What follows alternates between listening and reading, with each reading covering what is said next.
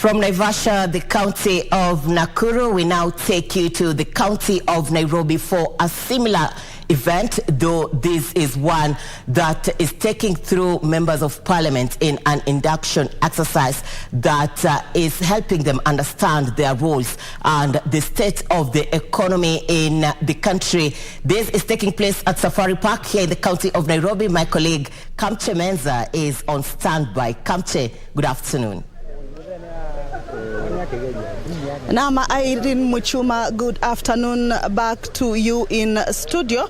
And like you said, we are here at the Safari Park Hotel, where of course it's a week-long induction for the members of the National Assembly. And today is day 2. What has been happening is that members have been going into group sessions to discuss a number of issues. There is an issue on the rules and procedures of the House.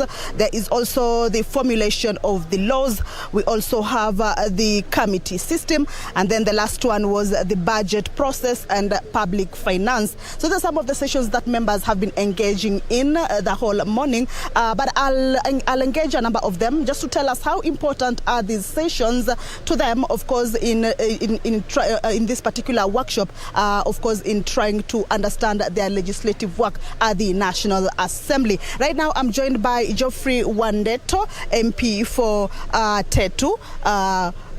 Karibu sana mheshimiwa. Thank you very much. Maybe you let us know which session were you in, and then how important is this session to you? Okay, I've just been attending this morning the session on legislation and procedures, which is a very, very important session because, as you know, Parliament is a fairly technical house in terms of the way it works. It is guided by laws, it is guided by procedures, it is guided by traditions.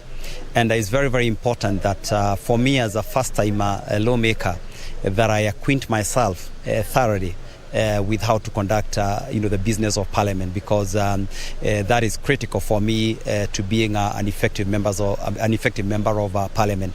So we covered things like what's the difference maybe between a motion, a bill, a statement, a parliamentary question, which sometimes on the floor of the House all sound like it's the same thing. But each of them follow a different pathway. Each of them have a procedure in which they are tabled, in which they are discussed, in which they are executed. So it's a fairly technical session, but one which I believe will make me represent the people of Tetu, who gave me their mandate for the next 5 years, effectively, and be able to leave a mark, in the 13th Parliament. All right, thank you so much, Wandeto. I'm now joined by Kagema MP. This is Peter Irungu. Maybe what session were you in, and how important is this particular session to you as a new member in the National Assembly? Okay, my name is Peter Irungu Kehongi, MP Kagema. I was in the section for committee systems, whereby we were discussing different types of committees, whereby we have the departmental committees and the selection committees, and we have learned a lot. We have learned a lot on where we could fit best, even in the selection where we wish to be members as committees. Also, I've learned something very special to do with the Parliament that has come up with a committee on public petition, because mostly public petition has been going to various departmental committees, therefore they have been taking long.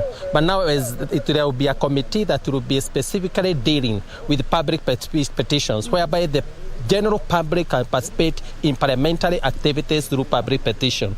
Therefore, that's a very good way whereby they will have enough time, a committee that specifically will be working on petitions coming from the public, whereby they are given precedence in the plenary. Therefore, the general public will have enough time, and their petitions will be run with speed, because the committees will be only specifically dealing with the public petition.